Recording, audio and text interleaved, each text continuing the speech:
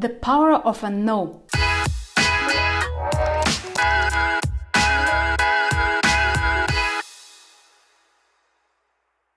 I can't tell you how many times I've heard a no in my life, and in different variations.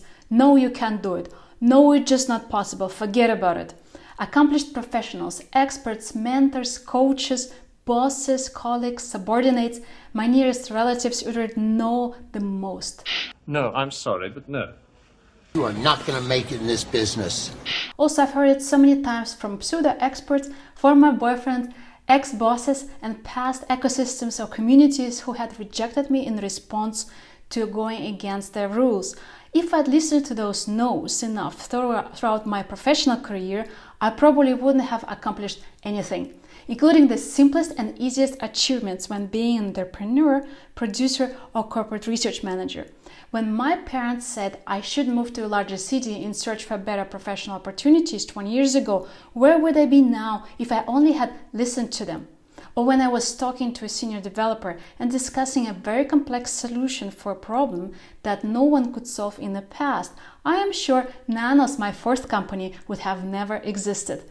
And the opposite, there was not a single achievement I have accomplished to this date that someone wouldn't point fingers at me directly or behind my back telling me I can't do it or that it is a total waste of my time in this particular case. And no should be altogether separated from critique. Critique ought to be accepted as your daily normal, taken seriously, or with a grain of salt, or not considered at all. I accept critique from professionals and experts in my field as it makes me informed. This type of critique is not upsetting but helps to think deeper and see all possible outcomes of new promising ideas. I listen to critique of my family members, my boyfriend, his family, my parents and my brother, though it comes less and less on their part, maybe because they know how I react to it and use these tiny no's as an acceleration to pursue the goals instead. I would not pay attention to critique from non-experts or pseudo-experts, as well as from people on social media who are, for instance, connected with me on LinkedIn and left a comment based just on their understanding of the title without reading my full article. It is rather difficult to resist and almost too easy to give up on your most promising but crazy ideas when you're trying to bounce them off the circle with persons whom you trust.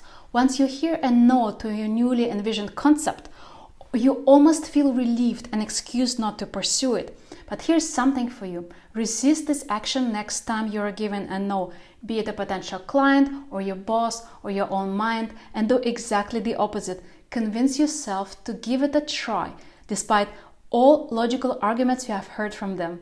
There is a huge intrinsic power that is hidden in the next no, you can't you will hear, if you apply it right. Take the pain and frustration from receiving this no and give it a powerful, positive force. Turn all that new power into thinking about how you can make that no, you can't into yes, I actually can. No, you can't! Yes, I can! I can make it. Yes!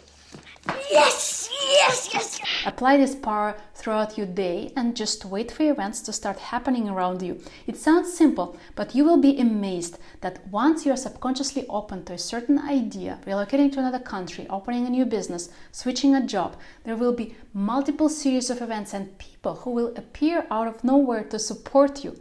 You will be thoroughly tested by these events and people just to make sure that what you want now is really right path for you. As the result, there will be such power accumulated in the background, which wouldn't be possible if you ignored your intuition and instincts initially and listened to the no instead. Particularly hard to resist is no from your mentors. I value mentors more than coaches. A difference between a mentor and a coach is that the coach is paid by you and the mentor is not. With a mentor, it's a complex learning curve, which only works if this relationship is interesting for both. Mentor to spend time on the mentoring and for the mentee to feel that the mentorship is useful. I've had so many mentors in the past, both men and women. There were mentors who taught me with one free phone call more than any of the high-paid coaches I had during my corporate career. It's important to mention that mentors are also those who show you by their own example how not to do things. It can be far more effective than telling you what to do. Mentors are also the ones who made me cry a lot when I was hearing from them, "No, Sasha, you can't," because I trusted them so much and would bring my wackiest professional ideas to them regularly. Those were probably the most important no's in my life. They made me rather angry that I propelled myself to accomplish these ideas the fastest way possible. Today, I look forward to a no now and then, because a no can be a beautiful thing that gives energy and power to achieve anything you want.